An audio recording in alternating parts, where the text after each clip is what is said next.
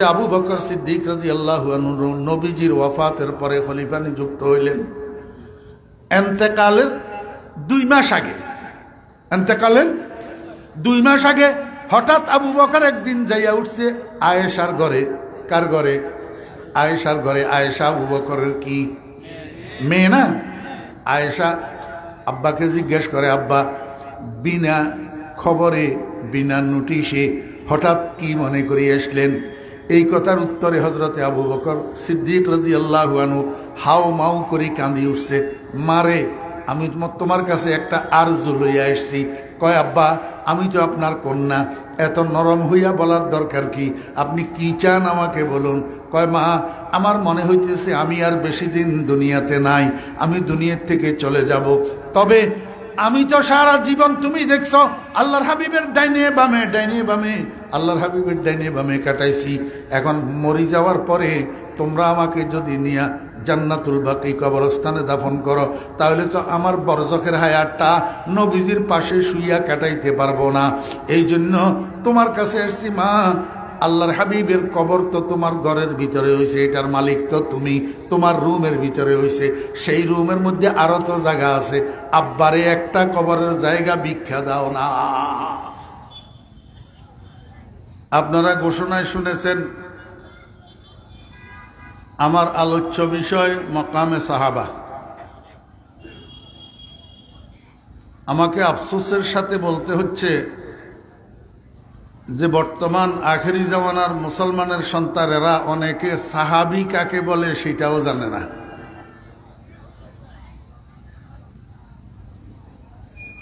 আর এই জিনিসগুলা না জানার কারণে দুশ্মনেরা আমাদেরকে ডানের থেকে বামের থেকে সামনের থেকে পিছনের থেকে শিকার করে নিয়ে যাইতেছে।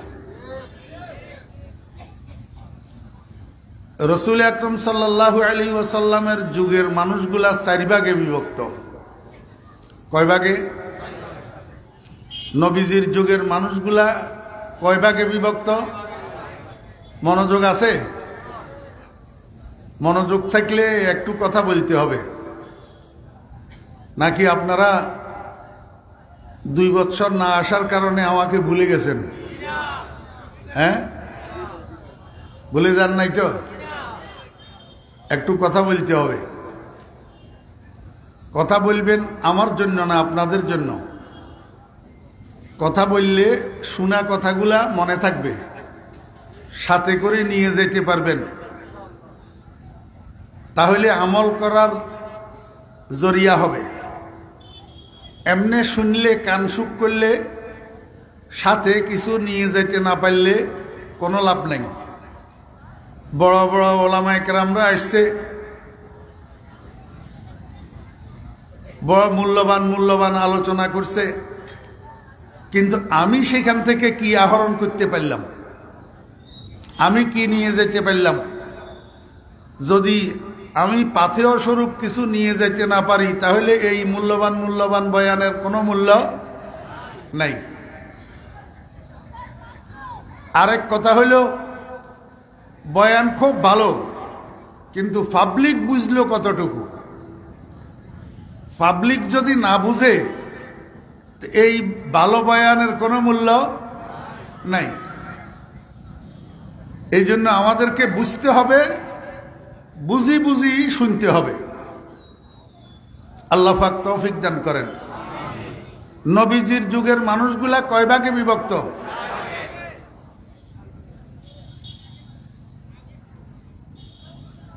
আগে তো আর আমি খেয়াল করি নাই, এখন দেখতেছি হিজবে আলাহির এই তাফসিরের বয়স 30 বছর। কয় বছর? 30 বছর। আমি অদমের এই মাহফিলে আগমনের বয়স 24 বছর। মাঝখানে 2 বছর বাদ দিলে আরো 22 বছর এক টানা আমি এই পাগল এই মাহফিলে আপনাদের সামনে বসি। অতএব পরিচিত মানুষ, কিছু এখান থেকে নিয়ে যাওয়ার খেয়ালে বসতে হবে, নিয়ে যাওয়ার খেয়ালে শুনতে হবে। বিশেষ করে আমার টার্গেট হলো স্কুল কলেজ ইউনিভার্সিটির ছাত্ররা। বিভিন্ন রাজনৈতিক দলের কর্মীরা, আপনারা আমার মূল টার্গেট, আপনাদেরকে একটু মনোযোগ সহকারে কথাগুলা শুনতে হবে। রসুলের যুগের মানুষগুলা কয় ভাগে বিভক্ত? এক নম্বর, ওই সমস্ত মানুষ যারা নবীজিকে স্বচক্ষে দেখছেন এবং নবীজির হাতে হাত দিয়া কালিমা পড়ে ঈমান এনেছেন, সেই ঈমানটাকে মৃত্যু পর্যন্ত ধরে রেখে ঈমানের উপরে মৃত্যুবরণ করেছেন, ইনাদের নাম সাহাবী। ইনাদের নাম, আরে যেই কথাটা আমি এখন বললাম এটা আগামীকাল সকালে অন্যদেরকে বলতে পারবেন তো? ফালিয়ুবাল্লিগি শাহিদুল গায়বা। নবীজির যুগের মানুষ চার ভাগে বিভক্ত। প্রথম ভাগ হইল ওই সমস্ত মানুষ যারা নবীজিকে স্বচক্ষে দেখছেন এবং নবীজির হাতে হাত দিয়া কালিমা পড়ে ঈমান এনেছেন, সেই ঈমানকে মৃত্যু পর্যন্ত ধরে রেখে ঈমানের উপরে মৃত্যুবরণ করেছেন, উনাদের নাম সাহাবী। কয় নম্বর? সবাই বলেন।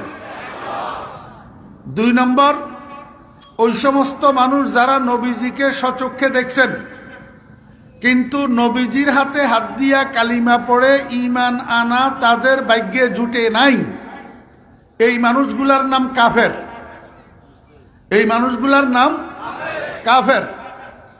তিন নম্বর, ওই সমস্ত মানুষ যারা নবীজির হাতে হাত দিয়া নবীজিকে স্বচক্ষে দেখে নবীজির হাতে হাত দিয়া কালিমা পড়ে ঈমান এনেছেন কিন্তু ঈমানটাকে মৃত্যু পর্যন্ত ধরে রাখতে পারেন নাই, মৃত্যুর আগে আবার কাফের হইয়া গেছেন, এই কুফরের হালতে মৃত্যুবরণ করেছেন, এদের নাম মোরতাদ। এদের নাম, যুবক ভাইয়েরা, যেহেতু আমরা মুসলমানের সন্তান, মোরতাদ কাকে বলে এই পরিচয় আমাদের জানা থাকতে হবে। কেন? আল্লাহ যেন এইটার থেকে আমাকে হেফাজত করে। ওই সমস্ত মানুষ যারা নবীজিকে স্বচক্ষে দেখেছেন, নবীজির হাতে হাত দিয়া কালিমা পড়ে ঈমান এনেছেন কিন্তু ঈমানটা মৃত্যু পর্যন্ত ধরে রাখতে পারে নাই, মৌতের আগে আবার কাফের হইয়া গেছে, ওই কুফরের হালতে মৃত্যুবরণ করছে, এদের নাম মোরতাদ। কয় প্রকার গেল? চতুর্থ নম্বর, ওই সমস্ত মানুষ যারা নবীজিকে স্বচক্ষে দেখছে, নবীজির হাতে হাত দিয়া কালিমা পড়ে ঈমান এনেছে কিন্তু এই ঈমান আনাটা তাদের বাহ্যিক রূপ, দিলের ভিতরে ঈমান ছিল না। দিলের ভিতরে ঈমান ছিল না। এই মানুষগুলার নাম মুনাফেক। এই মানুষগুলার নাম কি? মুনাফেক। তাহলে নবীজির যুগের মানুষ কয় প্রকার হইল? চার প্রকার। আমাদের আলোচ্য বিষয় হইল প্রথম প্রকার নিয়া। প্রথম প্রকারের নাম সাহাবী, সাহাবা, আসহাবে কেরাম। সাহাবী, সাহাবা, আসহাব তিনটার অর্থ এক, শুধু বচন বেশ কম। শুধু বচন বেশ কম। এখন আমরা বুঝতে পারলাম তো নবীজির সাহাবী কাকে বলে? জি, বুঝছেন না? বুঝেন নাই? নবীজির সাহাবী কাকে বলে? এই কথাটা ভূমিকা, এইটা মনে রাখেন। আল্লাহ পাক রব্বুল আলামিন এই গোটা পৃথিবীটাকে মহব্বতের ফাউন্ডেশনের উপরে সৃষ্টি করছেন। কিসের উপর? মহব্বতের ফাউন্ডেশনের উপর। গোটা পৃথিবীটা চলতেছে মহব্বতের ধাতুর উপর। আপনারা মনে করেন শুধু মানুষ মানুষকে মহব্বত করে?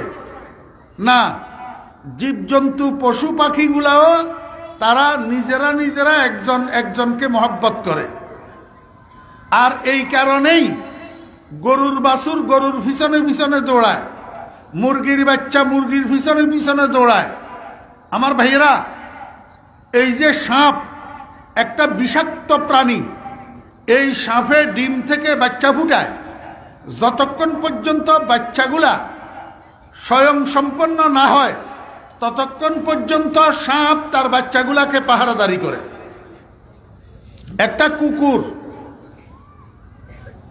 একটা কুকুর 60টা বাচ্চা দেয়।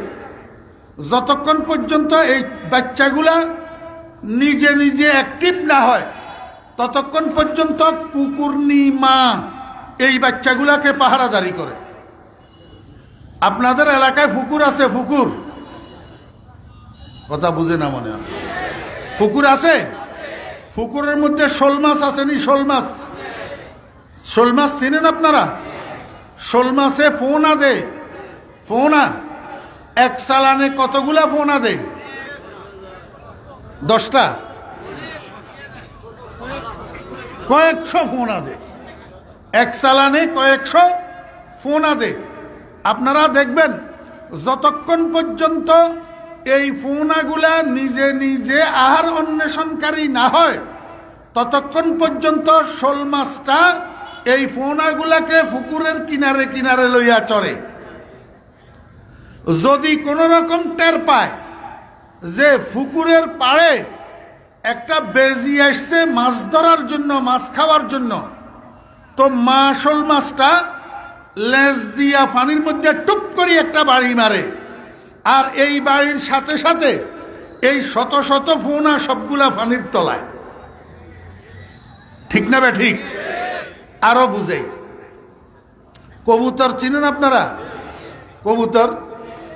কবুতরে বাচ্চা ফুটায় কোথায়? বাসায়। কবুতরে বাসার মধ্যে বাচ্চা ফুটায়।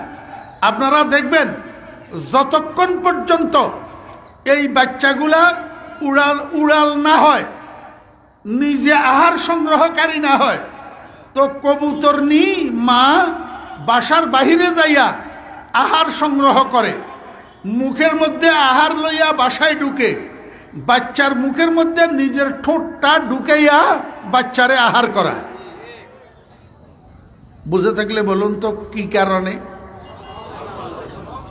হক জাহারা আজ মোহাব্বত আফরিদ, হক জাহারা আজ মোহাব্বত আফরিদ, আজ মোহাব্বত জুমলা আলম সুদফেদি। আল্লাহু আকবার। আরো একটু বুঝাই। জমিদার একটা ছিল, জমিদার। এই জমিদার এটা এক জোড়া কবুতর পালিত। এক জোড়া কবুতরের মধ্যে একটা পুরুষ একটা মহিলা। আপনাদের এলাকায় পুরুষ কবুতরের কি কয়? ফারা। আর মহিলাটারে পারি। ও কাছাকাছি। শুদ্ধ বাংলায় পায়রা আর পায়রি বলে, আপনারা পারা আর পারি বলেন।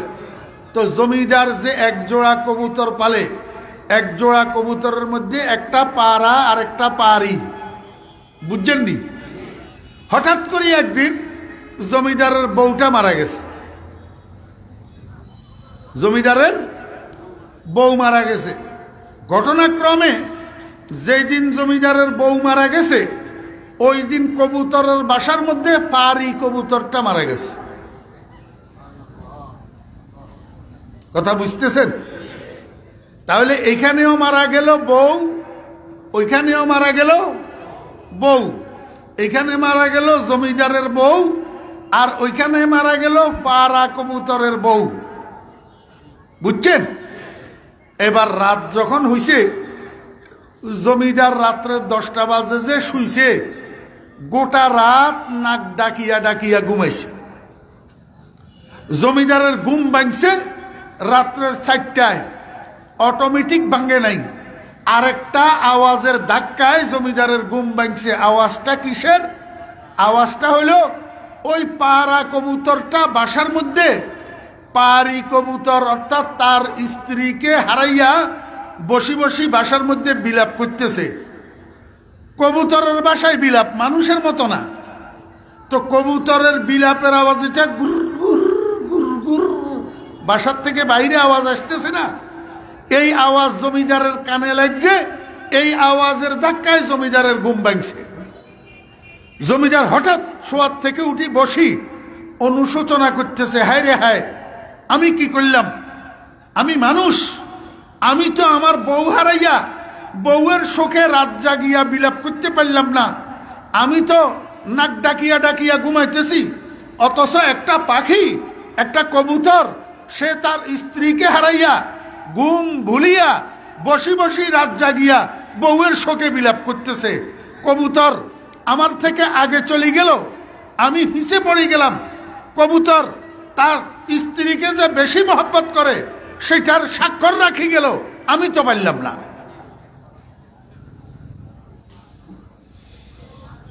ওয়ামিম্মা শাজানি আন্নানি কুনতু নাইমান উহাল্লিলু মিন ফারতিল কারাবিতা নাসুমি আন্নি আমদাত ওয়ারকা ফি হুসনি আইকিয়াতিন তুরাদ্দিদু মাবকাহা বেহুসনি তারান্নুমি ফালাও কাবলা মাবকাহা বাকাইতু সাবাবাতান বেসুদা শাফাইতুন নাফসা কাবলা তানাদ্দুমি ওয়ালাকিন বাকাত কাবলি ফাহাইয়াজা লিল বুকা বুকাহা ফাকুলতুল ফাযলু লিল মুতাকাদ্দিমি। আপনাদেরকে মহব্বত বুঝাইলাম, কিন্তু আসলে আপনাদের জন্য বলি নেই। এখানে অনেক তালাবা আছে, এদেরও কিছু খোরাকের দরকার, এদের জন্য বলছি। তবে হ্যাঁ, কোনো তালাবা যদি বলতে পারে যে এই শেয়ারগুলা কোন কিতাবের, আমি 100 টাকা পুরস্কার দেব।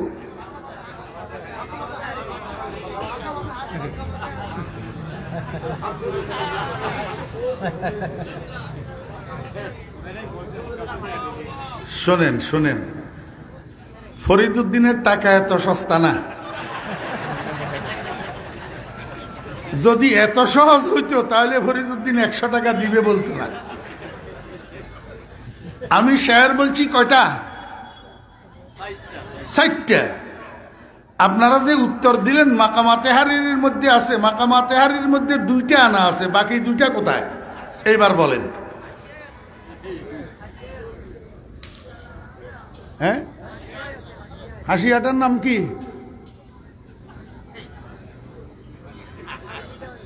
হ্যাঁ, নাম কি হাসিয়া এটার?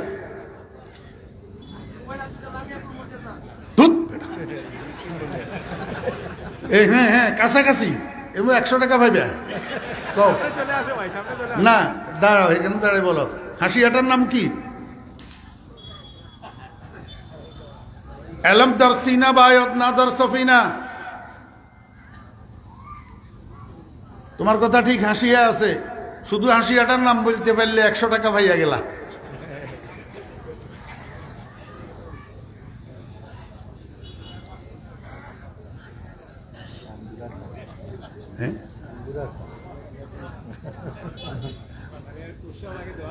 হযরত মাওলানা ইদ্রিস কান্দলভী রহমতুল্লাহ আলাইহি মাকামাতে হারিরির একটা হাসিয়া লিখছেন।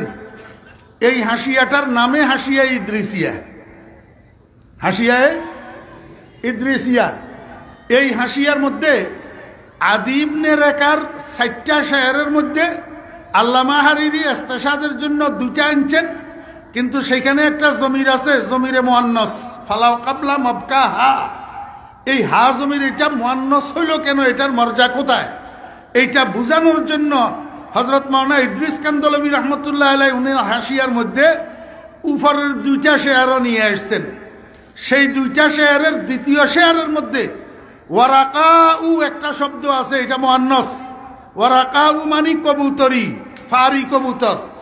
এই মুআন্নাসের দিকে রাজি হয়েছে ফালাও কাবলা মক্কা হা, এই জন্য জমির মুআন্নাস হয়েছে। কিন্তু আদি ইবনে রাকা এখানে যেই কথাটা বুঝাইতে চাইছেন সেই কথাটা আগেই আমি আপনাদেরকে বাংলায় বলে দিছি। আমার বোঝানোর উদ্দেশ্য হলো শুধু মানুষ মানুষকে মহব্বত করে না, একটা কবুতরও আর একটা কবুতরকে কি করে? মহব্বত করে। কেন? আল্লাহ পাক গোটা সৃষ্টি জগৎটাকে মহব্বতের ফাউন্ডেশনের উপরে সৃষ্টি করছে। হক জাহারা আজ মোহাব্বত আফরি, আজ মোহাব্বত জুমলা আলম সদফেদি। এখন আপনাদেরকে আমার বোঝানোর বিষয় হলো 100 টাকা বাবজান, তোমার কথা একেবারে পরিপূর্ণ না হইলেও কাছাকাছি গেছো তো 100 টাকা দিব, তুমি আমার থেকে 100 টাকা নিয়ে দিও। তারা হাসিয়া পর্যন্ত মোতালা করছে যে বেড়া, এই জন্য তোকে ধন্যবাদ। আল্লামাক আল্লাহু ইলমান নাফিআ।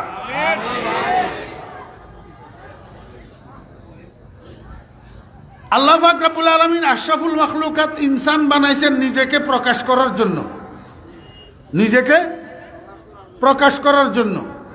আল্লাহ পাক একটা লুপ্তধন ছিলেন, আল্লাহ পাক ইচ্ছা করলেন নিজেকে প্রকাশ করবেন, এই জন্য আল্লাহ পাক আদমকে বানাইছে আলা সূরাতিহি।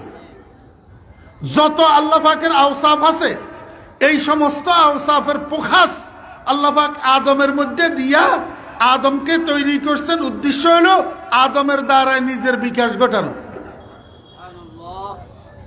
আদম উজতুল্লাবে আওসাফে উলুস ওয়াসফে আদম মজহারে আয়াতে উস ইলমে শানো হিলমে শানো লুৎফে শাহ চৌসে তারা চরখাদর আবে রওয়া।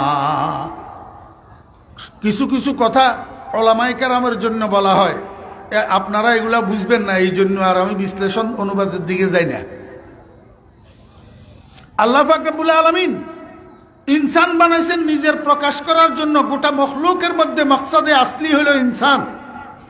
এখন ইনসানের মধ্যে তো দিলেন মোহাব্বত, জীবজন্তু এগুলার মধ্যে কেন দিলেন? গরু ছাগলের মধ্যে, শিয়াল কুকুরের মধ্যে মোহাব্বত কেন দিলেন? দুনিয়ার মানুষ এইগুলার দিকে তাকাইয়া তাকাইয়া যেন আল্লাহ পাকের মোহাব্বত শিখতে পারে। আয় মুর্গে সেহর ইশক যে পরওয়ানা বিয়ামুজ, আয় মুর্গে সেহর ইশক যে পরওয়ানা বিয়ামুজ কাসোখ তারা জান শুদা ওয়াজ নায়ামত। আল্লাহ পাক রব্বুল আলামিন দুনিয়ার মানুষগুলাকে আল্লাহর মোহাব্বত শিক্ষা দেওয়ার জন্য আল্লাহর বন্ধু মুহাম্মদুর রাসূলুল্লাহ সাল্লাল্লাহু আলাইহি ওয়াসাল্লামকে দুনিয়াতে পাঠাইছেন। বুঝে থাকলে বলুন, নবীজি দুনিয়ার মানুষকে আল্লাহর মোহাব্বত শিক্ষা দিয়েছেন না দেন নাই? জি, 1.25 লক্ষ সাহাবীকে আল্লাহ পাক 1.25 লক্ষ সাহাবীকে নবীজি আল্লাহর মোহাব্বত শিক্ষা দিয়েছেন না দেন নাই? একটা নুকতা বলি ফকত হযরত উলামায়ে কেরাম কে লিয়ে, একটা নুকতা। রসুল আকরম সাল্লাল্লাহু আলাইহি ওয়াসাল্লাম সাহাবায়ে কেরামকে আল্লাহর মোহাব্বত শিক্ষা দিয়েছেন। সাহাবায়ে কেরাম আল্লাহকে মোহাব্বত করছেন বিল ওয়াসিতা না বেলা ওয়াসিতা। ये सिर्फ हजरत उलमाए केराम के लिए।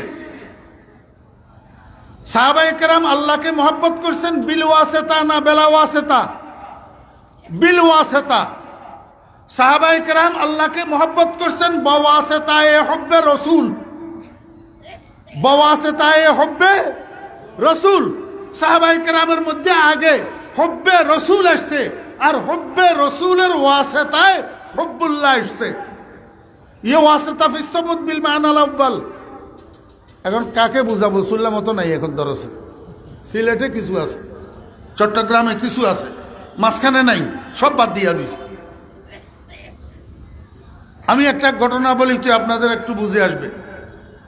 রসুল আকরম সাল্লাল্লাহু আলাইহি ওয়াসাল্লাম যখন নবুয়ত প্রাপ্ত হইলেন তো মক্কা শরীফের গলিতে গলিতে ঘুরে ঘুরে তেমুহানি তেমুহানি রাস্তার মোড়ে মোড়ে, চৌমুহানি চৌমুহানি রাস্তার মোড়ে মোড়ে দাঁড়াইয়া দাঁড়াইয়া ঘুরিয়া ঘুরিয়া ইয়া আইয়ুহান নাস কুলু লা ইলাহা ইল্লাল্লাহ তুফলিহুন। কি করে? দাওয়াত দে। কি করে? দাওয়াত দে। গলিয়ে গলিয়ে ঘুরি ঘুরি তেমুহানি তেমুহানি রাস্তার মোড়ে দাঁড়াই দাঁড়াই, চৌমুহানি চৌমুহানি মোড়ে মোড়ে দাঁড়াই দাঁড়াই এই দাওয়াত এটা দে। ইয়া আইয়ুহান নাস কুলু লা ইলাহা ইল্লাল্লাহ তুফলিহুন। অনেকদিন পর্যন্ত দাওয়াত দিছে, কোনো কাজ হয় না। একটা মানুষেও কলমা পড়ে না, একটা মানুষেও ঈমান আনে না। রসুল আকরম সাল্লাল্লাহু আলাইহি ওয়াসাল্লাম পেরেশান, টেনশন, সারাক্ষণ টেনশন ফিল করেন। আল্লাহ পাক কয় ফালাআল্লাকা বাকিউন নাফসাকা আলা আসারিহি। বন্ধু, আপনি কি এরা ঈমান না আনলে আপনি নিজেকে হালাক করে দিবেন? আপনি এত পেরেশান হবেন কেন?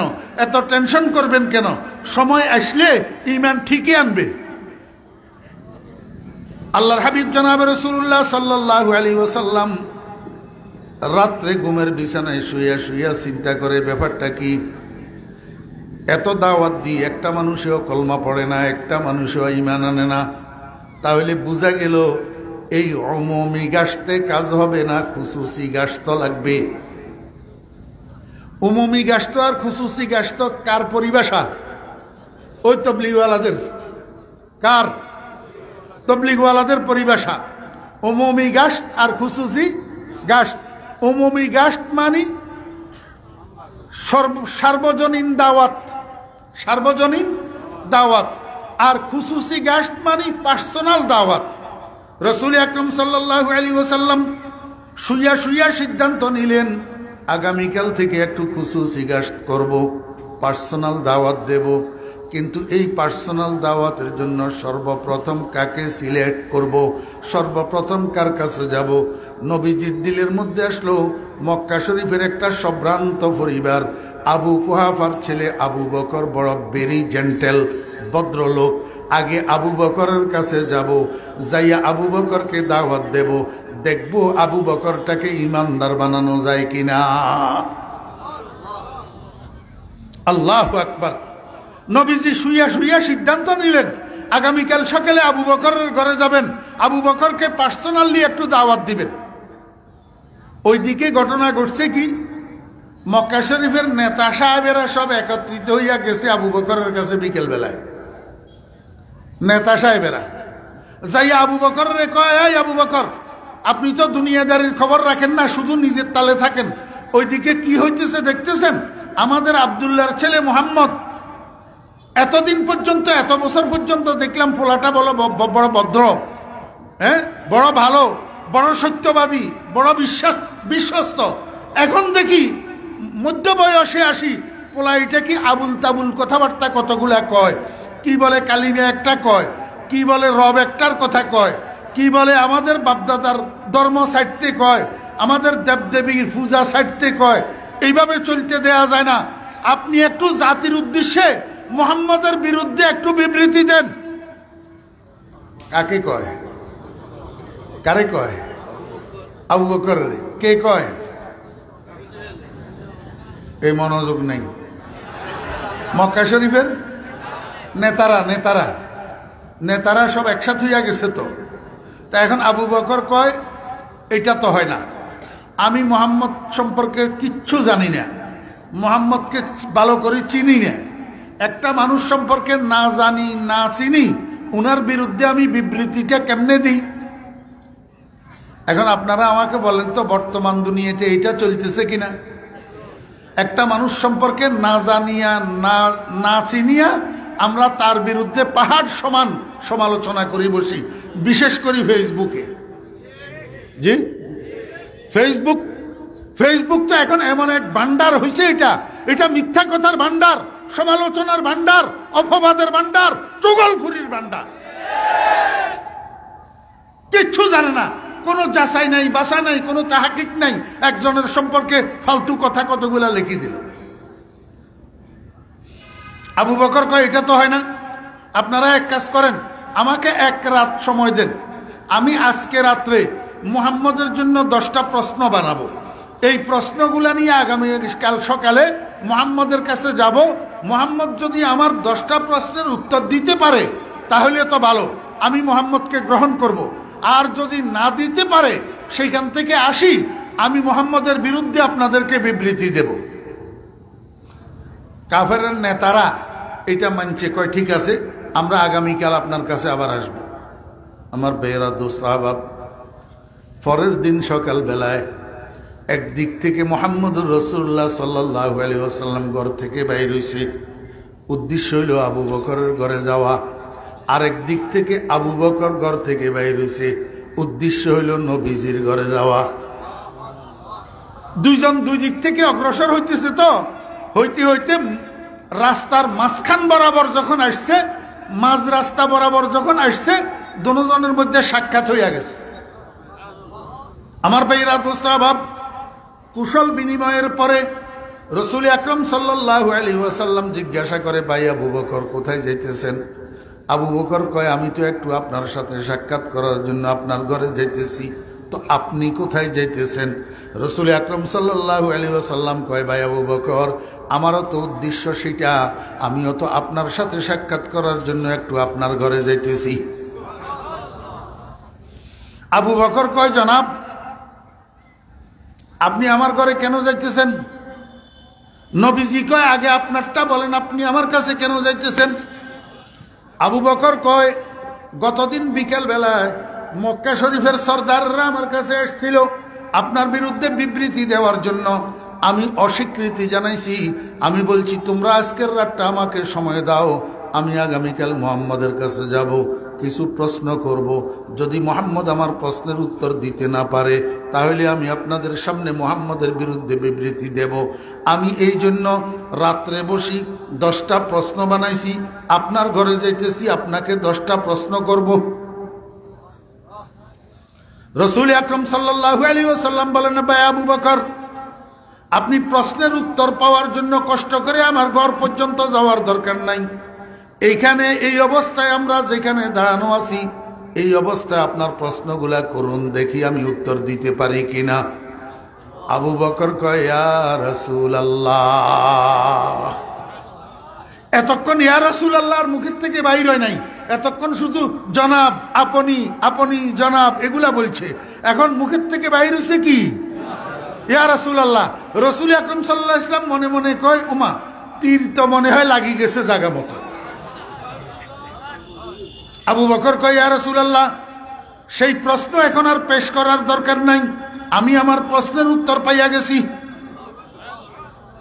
রসুল আকরম সাল্লাল্লাহু আলাইহি ওয়াসাল্লাম কয়, আবু বকর, এখনো তো আপনি আমাকে প্রশ্ন করেন নাই, আমিও উত্তর দিই নাই, তাহলে আপনি আপনার প্রশ্নের উত্তর কেমনে পেলেন?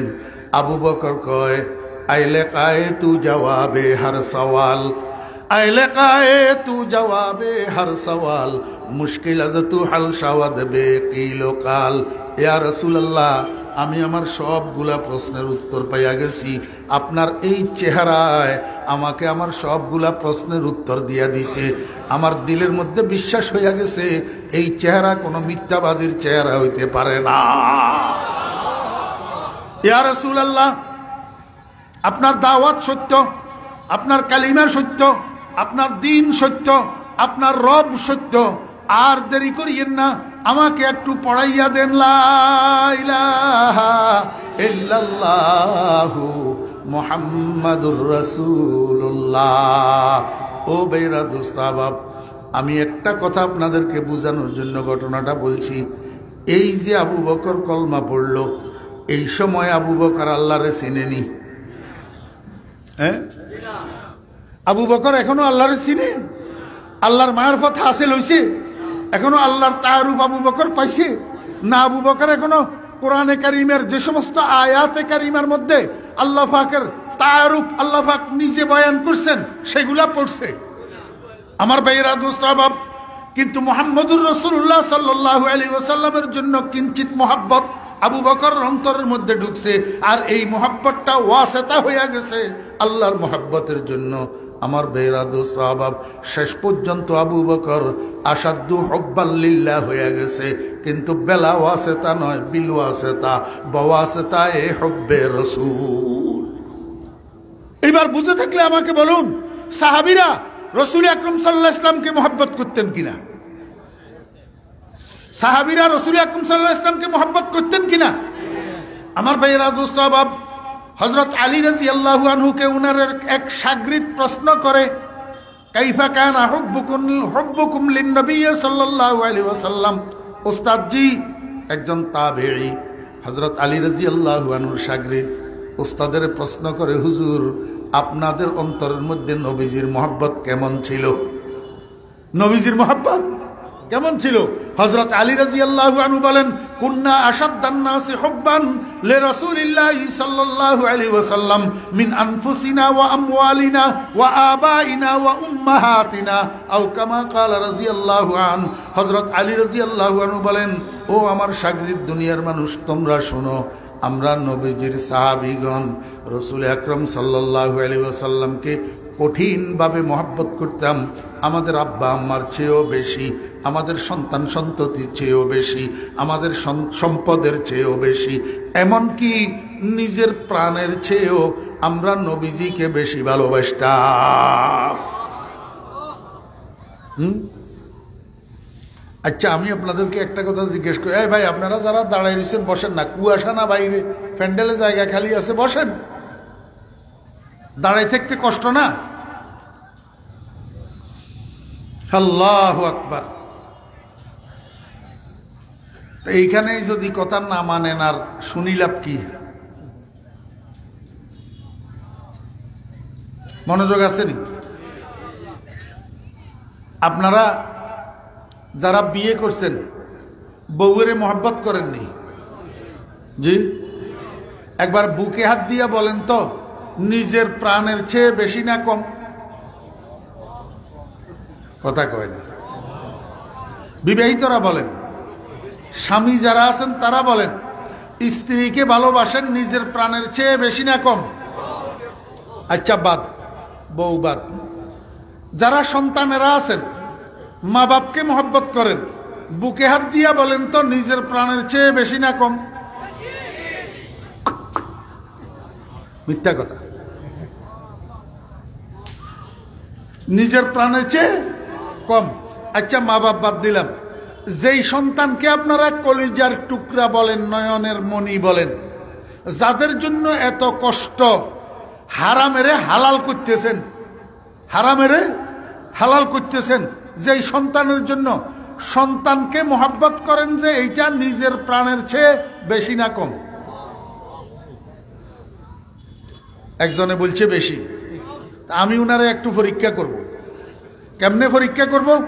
আমি বড় একটা ডোলা ডালা বোরকা মাথার উপরে দিয়ে আজরাইল সাজি উনারা বাপ বেটা দুজনের সামনে যাইয়া দাঁড়াবো, দাঁড়াইয়া বলবো যে আমারে আল্লাহ পাঠাইছে, আপনারা বাপ বেটা দুইজনের থেকে একজনের নিয়ে যাওয়ার জন্য কে আগে যাইবেন বলেন। তখন ছেলে কইব, আমার বয়স কম, আমি মাত্র আসছি দুনিয়াতে খাওয়া দাওয়ার জন্য, আমি কেন যাব, আমার আব্বা যাক। ছেলে কইব, আমি তো 2 দিন পরে এমনি, বাপে কইব আমি তো 2 দিন পরে এমনিই মরি যাবো, আমি কেন যাব, আগে আমার ছেলে যাক। জি, আসল কথা কি জানেন? আসল কথা হলো এই দুনিয়াতে কেউ অন্য কিছুকে নিজের প্রাণের চেয়ে বেশি ভালোবাসে না। এটা স্বতঃসিদ্ধ কথা, অকাট্য কথা। মানুষ নিজের প্রাণের চেয়ে অন্য কিছুকে বেশি ভালোবাসে না, সে যেই হোক। শুধু একমাত্র পৃথিবীর মধ্যে নিজের প্রাণের চেয়ে বেশি ভালোবাসে যে একটা দৃষ্টান্ত আছে, সেই দৃষ্টান্ত হইল মুহাম্মদুর রাসূলুল্লাহ সাল্লাল্লাহু আলাইহি ওয়াসাল্লামের সাহাবীগণ মুহাম্মদুর রাসূলুল্লাহ সাল্লাল্লাহু আলাইহি ওয়াসাল্লামকে নিজের প্রাণের চেয়ে বেশি ভালোবাসতেন। আল্লাহু আকবার। আমি একটা উদাহরণ আপনাদেরকে দিই, আপনারা জানেন, আমি শুধু একটু কি করতেছি, স্মরণ করাই দিতেছি।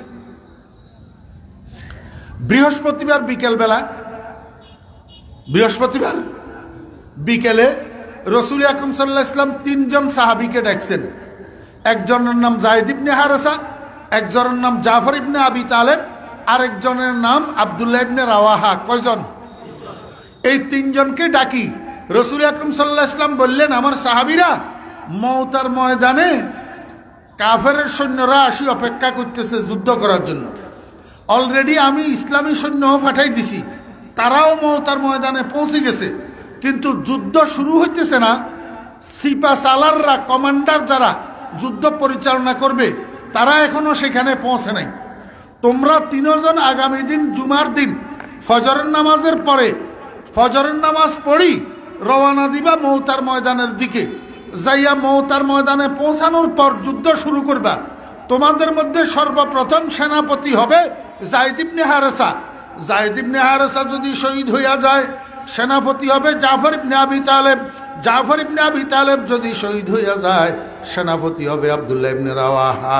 আব্দুল্লাহ ইবনে রাওয়াহা যদি শহীদ হইয়া যায়, মুসলিম সৈন্যরা পরামর্শ করিয়া আরেকজন 4র্থ জনকে সেনাপতি বানাবে। মনে রাখিও, এই 4র্থ সেনাপতির হাতে মওতার ময়দানে ইসলামের বিজয় হবে। ইসলামের কি হবে? বিজয় হবে। রসুল আকরাম সাল্লাল্লাহু আলাইহি ওয়াসাল্লাম এই কথাটা বলি চলে গেছেন। আমার বেরা দুস্তাহাব সাহাবীরা তিনজন সেখানে নির্বাক দাঁড়াইয়া আছে, কেউ কোনো কথা বলে না। সর্বপ্রথম কথা বললেন আব্দুল্লাহ ইবনে রাওয়াহা রাদিয়াল্লাহু আনহু। আব্দুল্লাহ ইবনে রাওয়াহা রাদিয়াল্লাহু আনহু কয়, বন্ধুরা, রসুল আকরাম সাল্লাল্লাহু আলাইহি ওয়াসাল্লামের জবানের থেকে আমরা তিনজনের জন্য শাহাদাতের সুসংবাদ বাইর হইছে, আমরা একজনও মওতার ময়দান থেকে ফেরত আসবো না। অতএব কারণে আপনারা দুজন নবীজি যেভাবে বলছে এইভাবে ফজরের নামাজ পড়ি রওনা হইয়া যাবেন। আমি কিন্তু যাব না, আমি মনকে বুঝাইতে পারি না মওতার ময়দান থেকে যখন ফেরত আসতে পারবো না, জীবনের শেষ জুমাটা আল্লাহর হাবিবের পিছনে মসজিদে নববীতে আদায় না করে কেমনে যাই। আমি আপনাদের সঙ্গে প্রতিজ্ঞা করতেছি, আমি জুমার নামাজে যাওয়ার সময় গোড়া সাথে নিয়ে যাব, মসজিদের সামনে গোড়া বেঁধে রাখবো, মসজিদ থেকে বাইর হইয়া আর ঘরে যাব না, সরাসরি গোড়ার পিঠে সওয়ার হব, এত দ্রুত গতিতে গোড়া চালাবো আপনারা সকালে রওনা হইয়া যেখানে পৌঁছাবেন প্রতিমধ্যে আমি সেখানে যাইয়া আপনাদেরকে ধরব। এই কথা বলি আব্দুল্লাহ ইবনে রাওয়াহা রাদিয়াল্লাহু আনহু চলে গেছেন, ওনারাও চলে গেছে। পরের দিন জুমার নামাজ, শুক্রবার, ওনারা দুজন ফজরের নামাজ পড়েই রওনা হইয়া গেছে, কিন্তু আব্দুল্লাহ ইবনে রাওয়াহা যায় নাই। আব্দুল্লাহ ইবনে রাওয়াহা জুমার আজান যখন হইছে গোড়াটার সাথে লইয়া আস্তে আস্তে মসজিদ নববীর দিকে গেছে। মসজিদের সামনে গোড়াটা বাঁধি রাখি এইবার মসজিদে ঢুকছে। আল্লাহর হাবিব জনাব রাসূলুল্লাহ সাল্লাল্লাহু আলাইহি ওয়াসাল্লাম যখন মিম্বরে উঠছেন খুতবা দেওয়ার জন্য, খুতবা শুরু করছেন, খুতবা দেওয়াকালীন নবীজি এদিক সেদিক এইভাবে তাকাইতেছেন। হঠাৎ যাইয়া নবীজির দৃষ্টি আব্দুল্লাহ ইবনে রাওয়াহার চেহারার উপরে পড়ছে। আব্দুল্লাহ ইবনে রাওয়াহাকে দেখা মাত্র নবীজি আল্লাহু আকবার রাগান্বিত হইয়া গেছেন। রাগে নবীজির চেহারা মোবারক লাল হইয়া গেছে। হাদিসের রাবি বলেন, মনে হয় যেন কেউ নবীজির চেহারার মধ্যে আনারের রস ছিটাইয়া দিছে, এমন লাল হইয়া গেছে। নামাজ শেষ হইছে। আল্লাহর হাবিব আব্দুল্লাহ ইবনে রাওয়াহাকে ডাকছেন, ও আব্দুল্লাহ ইবনে রাওয়াহা, তোমার দুইজন সাথীকে দেখা যাইতেছে না, নিশ্চয় তারা আমার হুকুম মানিয়া ফজরের নামাজের পরে রওনা হইয়া গেছে, তুমি কেন গেলা না? আমার বেহরা দোস্ত আহবাব, আব্দুল্লাহ ইবনে রাওয়াহা আশিকে রাসূল নবীজির মধ্যে যখন রাগ অনুভব করছেন, আব্দুল্লাহ ইবনে রাওয়াহার ভিতরে অনুশোচনার আগুন জ্বলে উঠছে। কারণ সাহাবায়ে কেরামের আদত ছিল, সাহাবায়ে কেরামের অভ্যাস ছিল, সাহাবায়ে কেরাম দুনিয়া শুদ্ধ মানুষকে নারাজ করতে পারে কিন্তু নবীজিকে নারাজ করতে পারে না। আল্লাহু আকবার। ও বেহরা দোস্ত আহবাব, এখন তো আমরা একটুও দ্বিধাবোধ করি না, আমি যেই কাজটা করতেছি এই কাজের কারণে আমার রসুল নারাজ হবে নি কোনো, আমার রসুল বেজার হবে নি কোনো, এটা মুসলমানের সন্তানরা এখন চিন্তা করে না।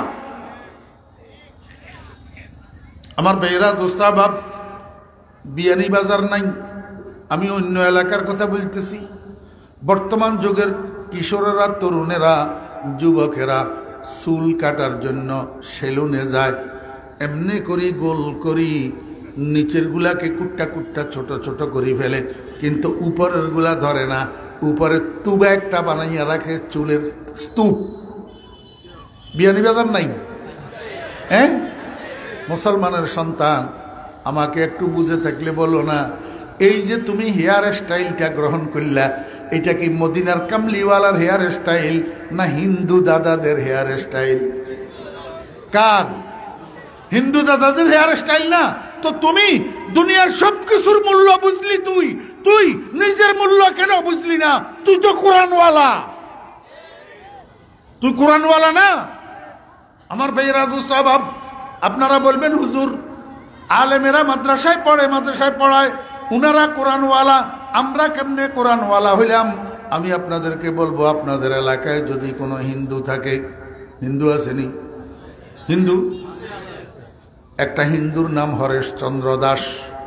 হরেশ চন্দ্র দাস, এই হরেশ চন্দ্র দাসকে আপনি যাইয়া বলেন, এরে হরেশ, কুল হু আল্লাহু আহাদ এই সূরাটা একটু আমারে মুখস্থ শোনা। বুঝে থাকলে বলুন না, হরেশ চন্দ্র দাস কুল হু আল্লাহু আহাদ মুখস্থ শুনাইতে পারবে কিনা? পারবে? একটা হিন্দুর নাম রমেশ চন্দ্র, রমেশকে যদি বলেন এই রমেশ আলহামদুলিল্লাহি রাব্বিল আলামিন, এই সূরাটা সূরা ফাতিহা আমাকে একটু মুখস্থ শোনা। বুঝে থাকলে বলুন না, রমেশে আলহামদুলিল্লাহ মুখস্থ শুনাইতে পারবে কিনা? পারবে। কিন্তু আমার সন্তানেরা, মুসলমানের সন্তানেরা যদিও নামাজ পড়ে না ঠিক মতো, যদিও রোজা রাখে না ঠিক মতো, যদিও একটু ফেন্সিডেল মেন্সিডেল ইয়াবা তিয়াবা খায়, বিয়ানি বাজার খায় না, বিয়ানি বাজারের গুলা ভালো। আমার সন্তানেরা যদিও রাত্রে 3টা পর্যন্ত রুমের দরজা বন্ধ করে ফ্রি ফায়ারের মধ্যে ডুবে থাকে, বিয়ানি বাজার নাই, পাবজি ফ্রি ফায়ার, বিয়ানি বাজার নাই। আপনারা মুরব্বীরা বুঝবেন না, আপনারা ওল্ড মডেল, আর আপনাদেরকে বুঝানোর আমার দরকারও নাই। যারা বুঝে তারা ঠিক মতো বুঝতেছে। মুসলমানের সন্তানেরা এখনো সময় আছে, উল্টা পথে যাইও না। এই ফ্রি ফায়ার পাবজির অভ্যাস করিও না। ফ্রি ফায়ার পাবজির অভ্যাস করলে তোর জীবন ধ্বংস হইয়া যাবে। জীবন কি হয়ে যাবে? ধ্বংস হইয়া যাবে। আমি যেই কথা বুঝানোর জন্য আপনাদেরকে বলতেছিলাম, মুসলমানের একটা সন্তান যতই খারাপ হোক, আপনি তাকে যদি বলেন, এই আব্দুর রহমান, এরে সলিমুদ্দিন, কুল হু আল্লাহ সূরাটা একটু মুখস্থ শোনা, পারবে কিনা? আলহামদুলিল্লাহি রাব্বিল আলামিন সূরাটা একটু মুখস্থ শোনা, পারবে কিনা? আজকে হিজবে আলাহির এত বড় মাহফিলের মধ্যে যত মুসলমানের সন্তানেরা, যুবকেরা, কিশোরেরা, তরুণেরা এখানে আসছে, কুল হু আল্লাহ জানে না, আলহামদুলিল্লাহ জানে না, এমন মুসলমানের সন্তান আমার মনে হয় না। ঠিক না ঠিক? তো কুল হু আল্লাহ কোরআনের অংশ নও, আলহামদুলিল্লাহ কোরআনের অংশ নও। তো হরেশচন্দ্রের পোলায় কুল হু আল্লাহ জানে না, তুই কুল হু আল্লাহ জানিস কেমনে? তুই কোরআনওয়ালা, যেই জন্য তুই কি ওয়ালা? কোরআনওয়ালা। তুই কোরআনওয়ালা কেমনে হলি মুসলমানের সন্তান? আসমা বারে আমা নতনা তাওয়া নস্ত কশির, আসমা বারে আমা নতনা তাওয়া নস্ত কশির, কোরআয়ে ফাল বনা মে মনে দিওয়ানা জদন, কোরআয়ে ফাল বনা মে মনে দিওয়ানা জদন। ও মুসলমান ভাইরা, আরশে আজিমের মধ্যে আল্লাহ পাক রব্বুল আলামিন ফেরেশতাদেরকে দিয়া লটারি দিছে। লটারি ফেরেশতাদেরকে দিয়া লটারি দিছে। এই লটারির মধ্যে গোটা পৃথিবীর মানুষ, আদম আলাইহিস সালাম থেকে কিয়ামত পর্যন্ত, মুহাম্মদুর রাসূলুল্লাহ সাল্লাল্লাহু আলাইহি ওয়াসাল্লামের যুগ থেকে কিয়ামত পর্যন্ত নবীজির উম্মতগুলা 2 ভাগে ভাগ হইয়া গেছে। এক ভাগ কোরআনের ভাগে, আর এক ভাগ কোরআন নাইওয়ালা। আমার ভাইরা, দোস্ত, আবাব, লটারির মধ্যে যাদের নাম আসছে কোরআনের ভাগে, এদেরকে আল্লাহ পাক একজন মুসলমান আব্বার ঔরসে দুনিয়াতে পাঠাইছেন, একজন মুসলিম মায়ের গর্ভে দুনিয়াতে পাঠাইছেন। আর যাদের নাম কোরআনের ভাগে আসে নাই, তাদেরকে একজন হিন্দু আব্বার ঔরসে দুনিয়াতে পাঠাইছেন, একজন হিন্দু মায়ের কোলে দুনিয়াতে পাঠাইছেন। ও মুসলমানের সন্তানেরা, আমিও দরখাস্ত করি নাই, তুমিও দরখাস্ত করো নাই আব্দুর রহমান আব্দুল করিমের ঔরসে জন্মগ্রহণ করার জন্য, আমেনা বেগম, ফাতেমা বেগমের কোলে জন্মগ্রহণ করার জন্য আমিও দরখাস্ত করি নাই, তুমিও করো নাই। আল্লাহ পাক দয়া করি, মায়া করি, মেহেরবানি করি, ইহসান করি, তোমাকে আমাকে একজন মুসলমান আব্বার ঘরে পাঠাইছে, একজন মুসলমান মায়ের কোলে পাঠাইছে। আল্লাহ না করুক, নাউজুবিল্লাহ, যদি আমি আর তুমি যদি হরেশচন্দ্রের ঘরে জন্ম নিতাম, আমি আর তুমি যদি সীতারানীর কোলে জন্ম নিতাম, কোরআন কোথায় পাইতাম? কুল হু আল্লাহ কোথায় পাইতাম? আলহামদুলিল্লাহ কোথায় পাইতাম? আরে মুসলমানের সন্তান, কুল হু আল্লাহ তোর ভাগে যে পড়ছে, আলহামদুলিল্লাহ যে তোর ভাগে পড়ছে, এইটার জন্য যদি কিয়ামত পর্যন্ত হায়াত পাইবি, আর গোটা হায়াত সিজদায় পড়ে থাকবি, তারপরেও শুকর আদায় শেষ হবে না। মুসলমানের সন্তান, সবের মূল্য বুঝোস, নিজের মূল্য কেন বুঝলি না? তুই তো কোরআনওয়ালা, হরেশচন্দ্রের পোলা তো কোরআনওয়ালা না। তুই কোরআনওয়ালা হইয়া তুই মুসলমানের সন্তান দুর্গা পূজায় কেমনে যাস? তুই কোরআনওয়ালা হইয়া তোর মাথার চুল হিন্দু দাদাদের মতো কেমনে তুই হেয়ার স্টাইল গ্রহণ করস? মুসলমানের সন্তান হইয়া তুই ফ্রি ফায়ার আর পাবজির মধ্যে কেমনে ডুবে থাকস? এর চেয়ে সুন্দর করে বুঝানোর ক্ষমতা আর আমার কাছে নাই। হেদায়েত আল্লাহর হাতে, মুরাদে মা নসিহত বুদ গুফতেম, হাওয়ালত বা খুদা কর দে মরফতেম। নসিহত উদ্দেশ্য ছিল, তাই করিলাম, আল্লাহর সপর্দ করে আমি চলিলাম। নবীজির নবীজির সুন্নতের বরখেলাপ, নবীজির আদর্শের বরখেলাপ, মদিনার কামলিওয়ালার হেয়ার স্টাইলের উল্টা হেয়ার স্টাইল যাদের কাছে আছে, যদি নবীজির উম্মত হইয়া থাকো, নবীজির হাতের হাউজে কাউসারের শরবতের গ্লাস যদি কিয়ামতের ময়দানে পাইতে চাও, নবীজির সুপারিশে যদি জান্নাতে চাইতে চাও, আগামীকাল সকালে সেলুনে যাবি, মুসলমানের বাচ্চা চুল ছোট করি সুন্নত মোতাবেক চুল বানাবি, কপালে হেদায়েত থাকলে পাইবি, না হইলে যাবি না। আমার কি, আমি তো বলি দিতেছি, হ্যাঁ রাসূল আকরাম সাল্লাল্লাহু আলাইহি ওয়াসাল্লামের দেওয়া দায়িত্ব পালন করতেছি। আল্লাহু আকবার। মনে আছে না ভুলে গেছেন? সাহাবীরা সারা দুনিয়ায় বেজার করতে পারে, কিন্তু নবীজিকে বেজার করতে পারে না। হযরত আব্দুল্লাহ ইবনে রাওয়াহা রাদিয়াল্লাহু আনহু যখন দেখছেন নবীজি রাগ, আব্দুল্লাহ ইবনে রাওয়াহা চোখের পানি আর ধরে রাখতে পারে না, জর করে পড়তেছে চোখের পানি। নবীজি কয়, ও আব্দুল্লাহ, তোমার সাথীগুলা দেখা যাইতেছে না, তুমি কেন গেলা না? হযরত আব্দুল্লাহ ইবনে রাওয়াহা রাদিয়াল্লাহু আনহু কয়, ইয়া রাসূলুল্লাহ, বিশ্বাস করুন আমি মুনাফিক নই, আমি আপনার সত্যবাদী সাহাবী।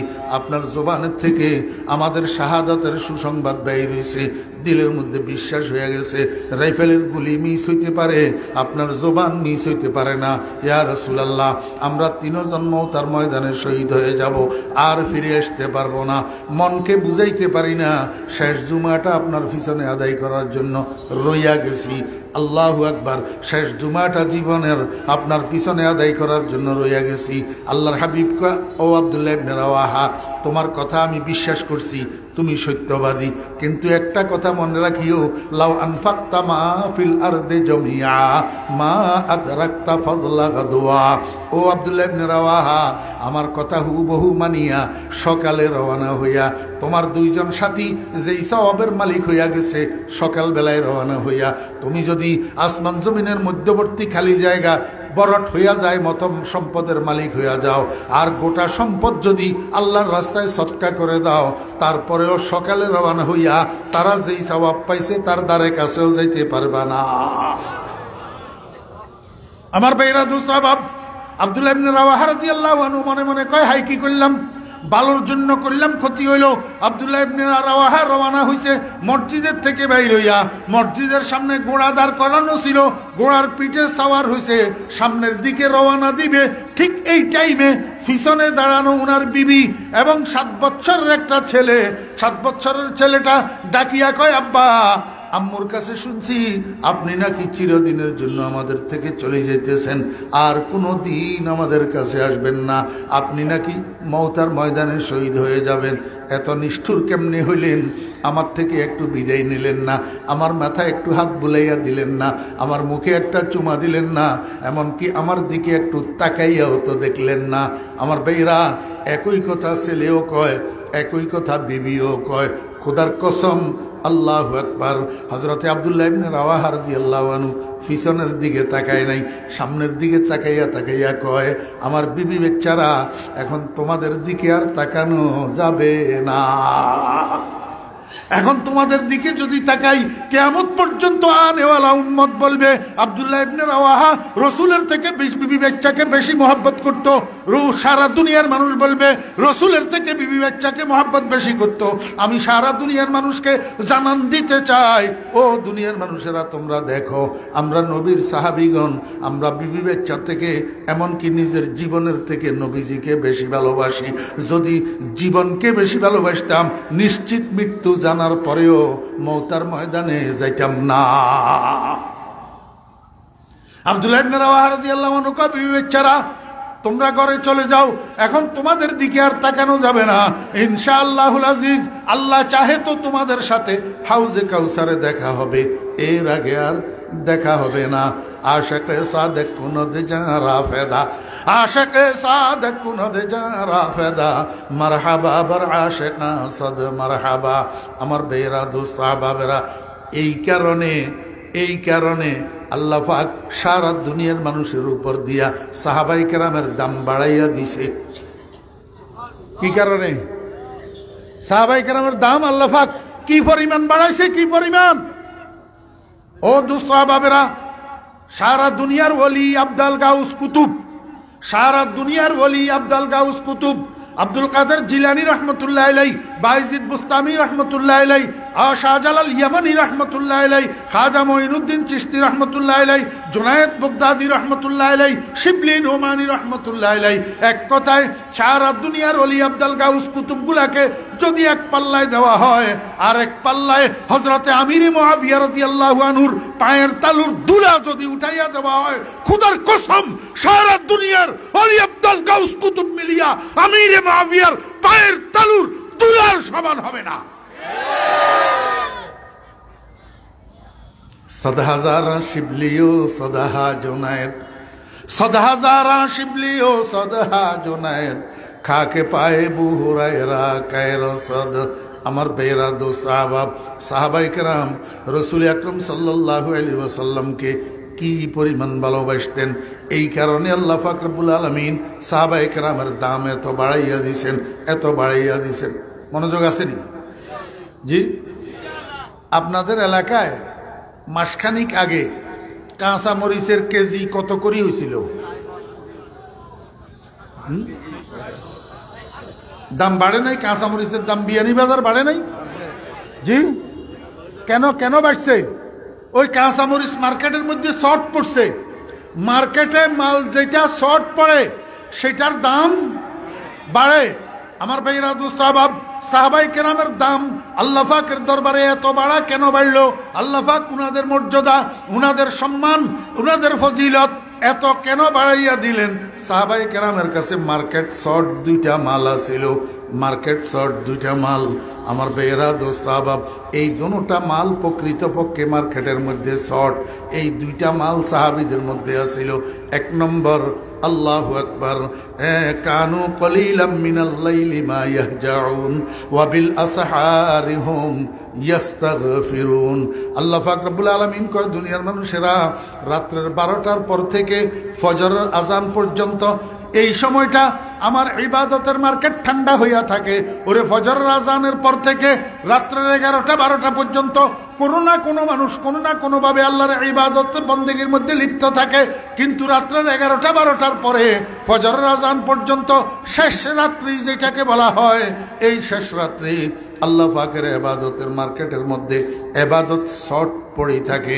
আল্লাহ কয়, বান্দা তোদের দুনিয়ার মার্কেটে মার্কেট শর্ট মালের যেরকম দাম বাড়ে, এই মার্কেট শর্ট মাল যদি কারো গুদামে স্টক থাকে, সেই লোকটা রাতারাতি কোটিপতি হইয়া যায়, রাতারাতি পয়সাওয়ালা হইয়া যায়। ঠিক তদ্রূপ আমার ইবাদতের মার্কেট শর্ট অবস্থায় যদি কোনো মানুষ ঘুম থেকে উঠি ঠান্ডা পানি দিয়ে ওযু করি তাহাজ্জুদের মুসল্লায় নিজেকে দাঁড় করাইয়া দিতে পারে, আর তাহাজ্জুদের মুসল্লায় বসিয়া নিজের গুনাহগুলাকে স্মরণ করিয়া করিয়া আমার দরবারে কান্নাকাটি করতে পারে, আমি সারা দুনিয়ার মানুষের উপর দিয়া তার দাম বাড়াইয়া দিই।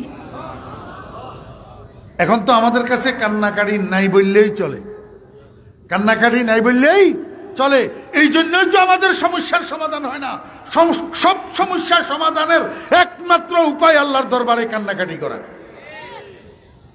কারে তু মওকুফে জারি দিলাস, কারে তু মওকুফে জারি দিলাস, বেতাজাররু কামিয়াবি মুশকিলাস, গর খুদা খাহাত কে গফারি কুনদ, মাইলে বন্দা জানে বেজারি কুনদ। আল্লাহ মানুষ যেটার খায়ের খাই চায়, আল্লাহ মানুষ যেটারে মহব্বত করে ভালোবাসে, আল্লাহ মানুষ যেটারে মাফ করে দিতে চায়, ওই মানুষটারেই আল্লাহ পাক রব্বুল আলামিন আল্লাহর দরবারে কান্নাকাটির দিকে ধাবিত করে দে। এই মানুষটা হাত উঠাইলে আল্লাহর দরবারে চোখের পানি জুর জুর জুর জুরাইয়া পড়ে।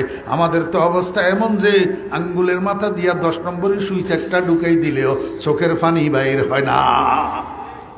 সাহাবায়ে কেরাম আল্লাহ পাক রব্বুল আলামিন বলেন, আমার বন্ধুর সাহাবীগণ রাত্রে ঘুমাইতো কম, অল্প সময় কিছুক্ষণ ঘুমাইয়া আবার ঘুম থেকে উঠে যেত, আবার নামাজ পড়তো, আবার কিছুক্ষণ অল্প সময় ঘুমাইয়া আবার ঘুম থেকে উঠে যেত, আবার নামাজ পড়তো, আবার অল্প সময় কিছুক্ষণ ঘুমাইয়া আবার ঘুম থেকে উঠে যেত, আবার নামাজ পড়তো।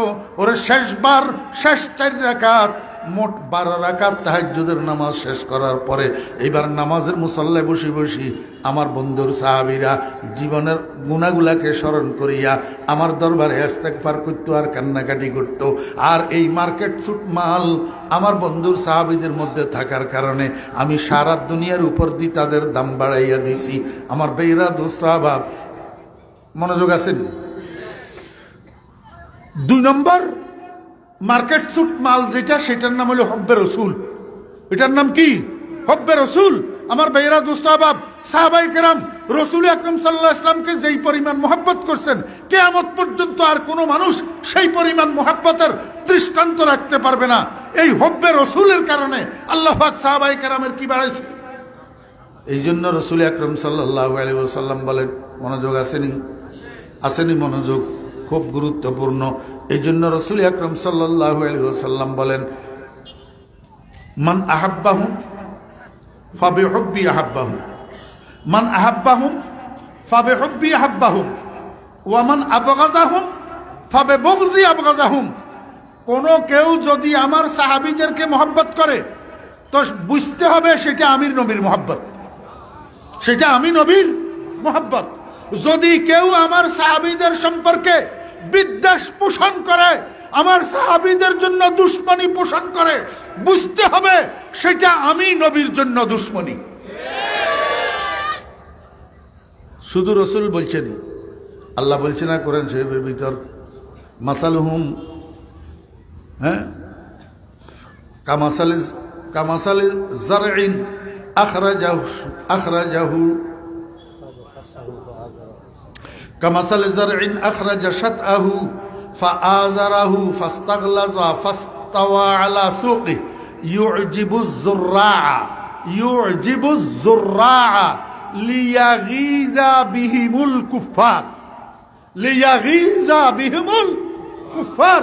আমার ভাইরা, দুস্থ আহবাব, আল্লাহ পাক বলেন সাহাবীদের জন্য বুগজ রাখা এটা শুধুই কুফরের আলামত। শুধুই কি? কুফরের আলামত। যার ঈমান মুকাম্মল না, যার কলবের ভিতরে কুফরের হিস্সা আছে, তার কলবের ভিতরে সাহাবীদের জন্য বুগজ থাকতে পারে, কিনা থাকতে পারে, অন্যথায় নয়। আমার ভাইরা, দোস্ত আহবাব, খবরদার খবরদার, কোন একজন সাহাবী, একেবারে ১৬ লক্ষ সাহাবীর মধ্যে ছোটর থেকে ছোট, বড়র থেকে বড়, নিচুর থেকে নিচু, উঁচুর থেকে উঁচু, কোনো একজন সাহাবী সম্পর্কে দিলের ভিতরে বিদ্বেষ রাখা যাবে না। কোনো একজন সাহাবী সম্পর্কে মুখে অযাচিত, অশোভনীয়, অনাকাঙ্ক্ষিত শব্দ উচ্চারণ করা যাবে না।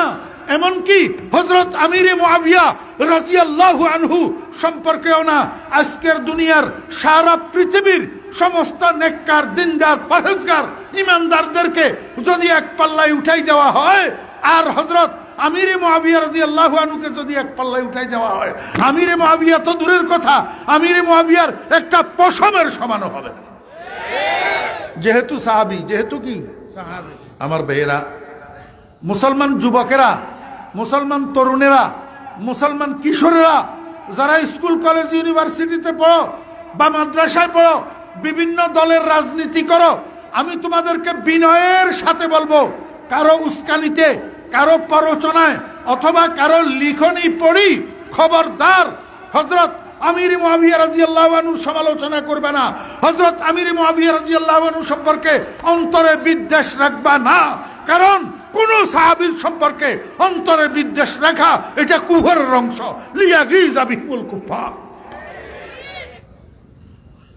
সাহাবীদেরকে বিদ্বেষ পোষণকারী বর্তমান পৃথিবীতে শুধু একটা জাত আছে, শিয়া। শুধু একটা জাত আছে, কি? আমার ভাইরা, দোস্ত আহবাব, এই যে ইরানের শিয়াদের নেতা প্রয়াত আয়াতুল্লাহ রুহুল্লাহ খুমিনি, এই বেয়াদবের বাচ্চা বেয়াদব, লানাতুল্লাহি আলাই, লানাতুল্লাহি আলাই। আমার ভাইরা, দোস্ত আহবাব, দুশমনে সাহাবা, গুস্তাকে সাহাবা, এই খুমিনি রে যারা মহব্বত করে, খুমিনির আদর্শ যারা ভালো বলে, খুমিনির জন্মবার্ষিকী, মৃত্যুবার্ষিকী যারা পালন করে, এদেরকেও আহলুস সুন্নাত ওয়াল জামাত আপন মনে করে না, বন্ধু মনে করে না।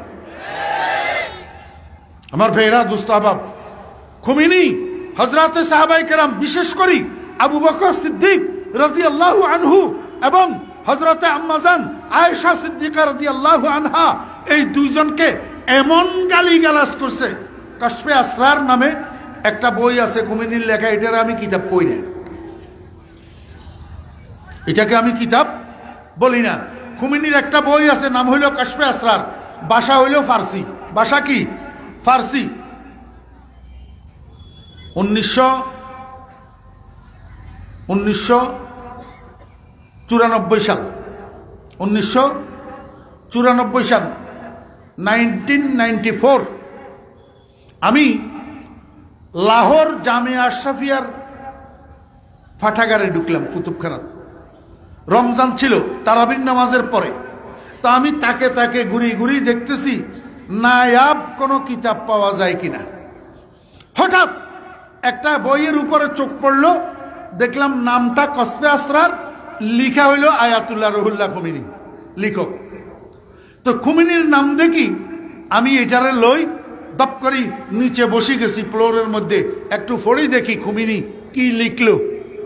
ভাষা ফার্সি।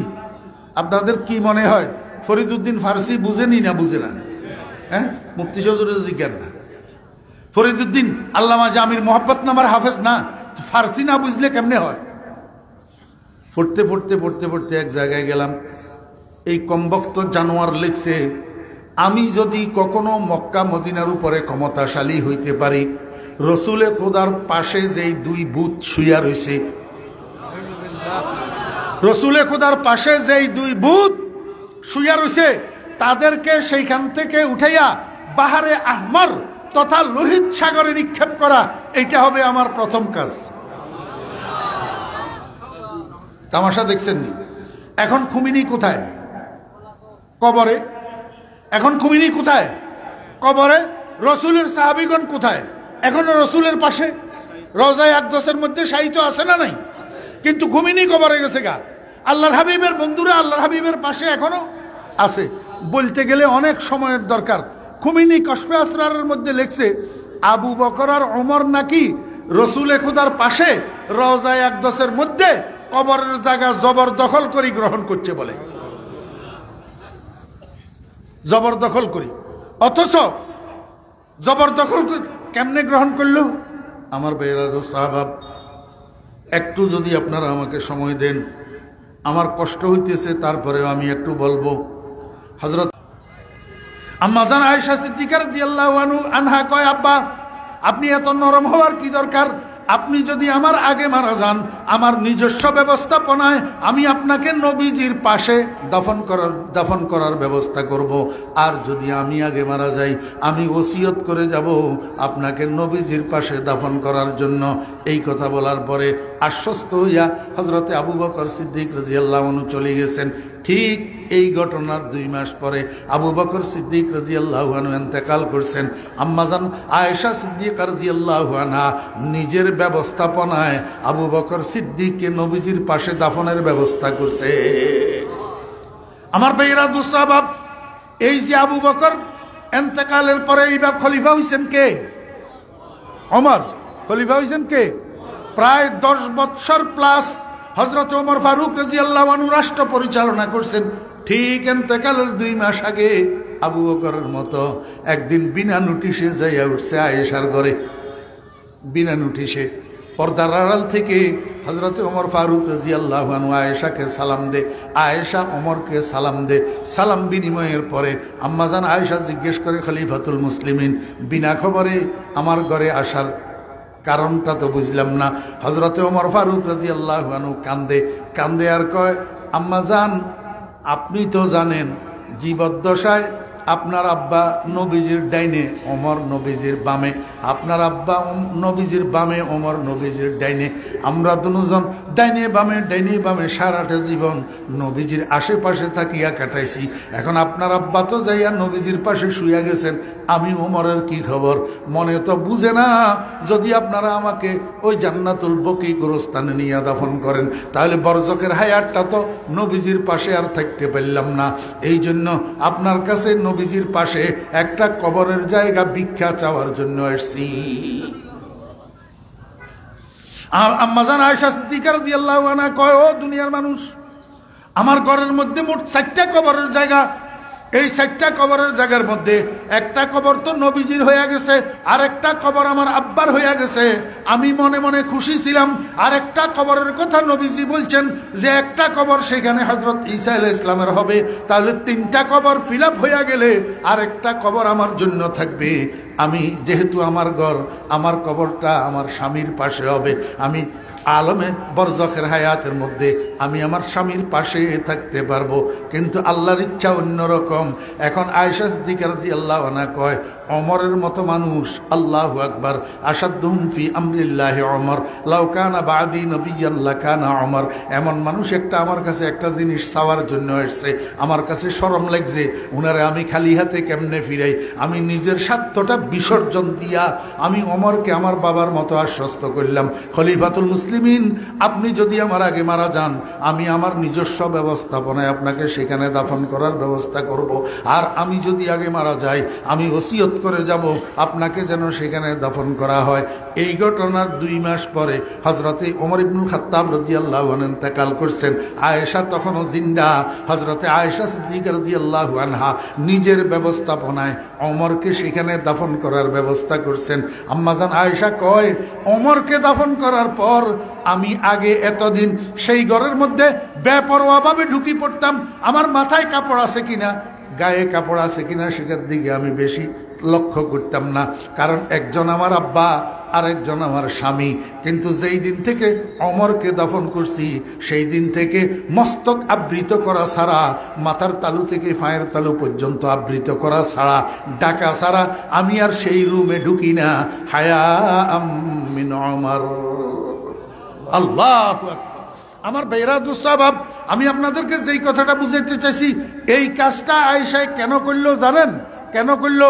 রাসূল আকরাম সাল্লাল্লাহু আলাইহি ওয়াসাল্লাম জীবদ্দশায় ভবিষ্যৎবাণী করে গেছেন। কালান নবী সাল্লাল্লাহু আলাইহি ওয়াসাল্লাম, মা মিন মাউলুদিন ইল্লা ওয়া ফি সুররাতিহি মিন তুরবাতিল্লাতি খুলিকা মিনহা হাত্তা ইউদফানা ফিহা ওয়া আনা ওয়া আবু বকর ওয়া উমারু খুলিকনা মিন তুরবাতিন ওয়াহিদাতিন হাত্তা নুদফানা ফিহা। আও কামা কালান নবী আলাইহিস সালাম। আল্লাহর হাবিব বলেন, ও দুনিয়ার মানুষেরা, তোমরা দেখিও আমি, আমার আবু বকর, আমার ওমর, পুরা হাদিসটার তর্জমা করলাম না, দরকার নাই। ওয়া আনা ওয়া আবু বকর ওয়া উমারু খুলিকনা মিন তুরবাতিন ওয়াহিদাতিন। আমি, আমার আবু বকর, আমার ওমর, আমরা 3 জন একই মাটির তৈরি, একই মাটির সৃষ্টি। হাত্তা নুদফানা ফিহা, আমরা 3 জন একই মাটিতে দাফন হব, তোমরা দেখিনি। আমার ভাইয়েরা দোস্ত আহবাব, শেষ পর্যন্ত নবীজির ভবিষ্যৎবাণী বাস্তবায়ন হয়েছে, এরা হয় নাই। রাসূল আকরাম সাল্লাল্লাহু আলাইহি ওয়াসাল্লামের ভবিষ্যৎবাণী, আম্মাজান আয়েশা সিদ্দিকা রাদিয়াল্লাহু আনহার ত্যাগ, এই কারণে উনাদের 2 জনে সেখানে দাফন হয়েছে। আর এতে খুমিনি লানাতুল্লাহি আলাইহি, খুমিনিয়ে কয়, আবু বকর আর ওমর বলে জবরদস্তি করি, জুলুম করি, সেখানে বলে কবরের জায়গা দখল করছে, বলে নাউযুবিল্লাহ। ও মুসলমানের সন্তানেরা, আর একটু বলি, শেষ, এই কথাটা বললে শেষ। তোমার আম্মারে যদি কেউ বেশ্যা কয়, তোমার আম্মারে যদি কেউ ফতিটা কয়, তোমার মাথা হিট হবে নি? হ্যাঁ, তোমার আম্মারে কেউ বেশ্যা করলে তোমার শরীর গরম হবে না? তোমার মনে কষ্ট আসবে না? তো শত সহস্র কোটি ইমানদারের মা উম্মুল মুমিনিন নবীজিকে জিজ্ঞাসা করা হয়, মান আহাব্বুন নাস ইলাইকা ইয়া রাসূলুল্লাহ, এই পৃথিবীতে আপনার সবচেয়ে প্রিয় মানুষকে? নবীজি কয় আয়েশা। নবীজি কি কয়? আয়েশা। সেই মানুষটারে যদি কেউ ফতিটা আর বেশ্যা কয়, আপনার গা গরম হওয়ার দরকার আছে না নাই? এই খুমিনি কশফে আসরারের মধ্যে লিখছে, আমার আম্মা আয়েশা নাকি বেশ্যা, নাউযুবিল্লাহি মিন যালিক, নকলে কুফর নাবাশত, আমার আম্মা আয়েশা নাকি ফতিতা, লানাতুল্লাহি আলাইহি। খুমিনিও কাফের, খুমিনির অনুসারীরাও কাফের। কথা বুঝছেন না বুঝেন নাই? এই জন্য আমার ভাইয়েরা দোস্ত আহবাব, হযরত সাহাবায়ে কেরামকে মহব্বত করবেন। হযরত সাহাবায়ে কেরামের মহব্বত ঈমানের অংশ। হযরত সাহাবায়ে কেরাম সম্পর্কে অন্তরের মধ্যে বিদ্বেষ পোষণ করবেন না। মুখের মধ্যে কোনো অযাচিত অশোভনীয় কুটুক্তি কটু কথা সাহাবীদের সম্পর্কে মুখ থেকে বাহির করবেন না। কয় সাহাবীরা মেয়ারে হক না, তোরে কবরের ভিতরে সাহাবীরা মেয়ারে হক কি না এটা জিজ্ঞাসা বলি। কবরের ভিতরে তোরে মা রাব্বু কেন জিজ্ঞাসা করবে, মা দিনুকা জিজ্ঞেস করবে, মান হাজার রাজুল্লাযী বুইসা ফীকুম ওয়া মান নবিয়্যুকা এইটা না জিজ্ঞেস করবে। তুই সাহাবায়ে কেরাম মেয়ারে হক কি না সেটা তোর দেখার দরকার কি, বুঝার দরকার কি? আরে মনোযোগ আছেন? সাহাবায়ে কেরাম মেয়ারে হক কিনা সেটাকে একপাশে একটু 2 মিনিটের জন্য রাখলাম। মনোযোগ আসেনি? সাহাবায়ে কেরাম মেয়ারে হক কিনা এটা 2 মিনিটের জন্য পাশে রাখলাম। আগে আমাকে আপনারা বলুন সাহাবায়ে কেরাম মেয়ারে ঈমান কিনা?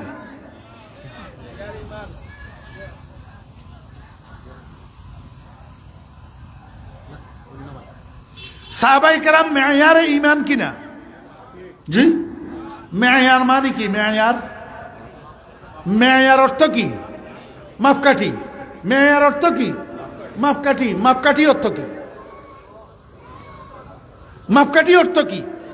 দোস্ত আপনারা এই গ্লাস বানায় যে, জগ বানায় যে, এই কাঁচের জিনিসপত্র বানায় যে ফ্যাক্টরি দেখছেন? জি, এই যে কাপটা এটা বানাইছে একটা ফ্যাক্টরিতে। এটার একটা ডাইস আছে, ডাইস। এটার একটা কি আছে? ডাইস আছে। ডাইস যত বড় দ্রব্যতা তত বড়। ডাইস যেরকম দ্রব্যটা সেরকম। ডাইস সোজা, দ্রব্য সোজা। ডাইস বাঁকা, দ্রব্য বাঁকা। এটারে কয় আরবিতে মেয়ার। এটারে আরবিতে কি কয়? মেয়ার কয়।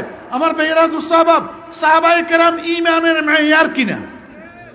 জি, কোরআন শরীফের মধ্যে আল্লাহ পাক রব্বুল আলামিন বলেন, ওয়া ইযা কিলা লাহুম আমিনু, মুনাফিকদেরকে যখন বলা হয় ও দুনিয়ার মানুষ তোমরা ঈমান আনো, কামা আমানান নাস, যেমনি ভাবে মানুষেরা ঈমান আনছে। মানুষ কারা? ও ভাইরা দোস্ত আহবাব, আর নাসের উপরে আলিফ লাম, আলিফ লামে আহাদে খারেজি। আর নাসের উপরে আলিফ লাম, আলিফ লামে আহাদে খারেজি। এখানে নাস থেকে উদ্দেশ্য আসহাবু মুহাম্মাদিন সাল্লাল্লাহু আলাইহি ওয়াসাল্লাম। ও মদিনার মানুষেরা, নবীজির সাহাবীরা যেমনি ভাবে ঈমান এনেছে তোমরা তেমনি ভাবে ঈমান আনো। নবীজির সাহাবীদের ঈমান তোমাদের ঈমানের জন্য মেয়ার, তোমাদের ঈমানের জন্য ডাইস, তোমাদের ঈমানের জন্য ছাঁচ। যদি নবীজির সাহাবীদের ঈমানের ডাইসের সাথে তোর ঈমান যদি না মিলে তাহলে তোর ঈমান আমি আল্লাহর কাছে মকবুল না। এবার বুঝি থাকলে আমাকে বলেন তো, সাহাবীদের সাহাবীরা মেয়ারে ঈমান কিনা? তো মেয়ারে ঈমান যে কথা, মেয়ারে হক কত সেই কথা। মেয়ারে ঈমান যে কথা, মেয়ারে হক কত সেই কথা। তুই কেন সাহাবীদেরকে মেয়ারে হক মানতে তোর এত কষ্ট কেন হয়? আমার ভাইয়েরা দোস্ত আহবাব, আমি আপনাদেরকে মানি, তরুণদেরকে, যুবকদেরকে খবরদার সাহাবায়ে কেরাম সম্পর্কে কোনো অযাচিত, অশোভনীয় কোন রকমের সমালোচনা মুখে আনা যাবে না। কারণ সাহাবীদের মহব্বত রসুলের মহব্বত, সাহাবীদের দুশ্মনী রসুলের দুশ্মনী। আল্লাহ পাক আমাদেরকে বুঝার এবং আমল করার তৌফিক দান করেন। ওয়া আখিরু দাওয়ানা আনিল হামদুলিল্লাহি রাব্বিল আলামিন।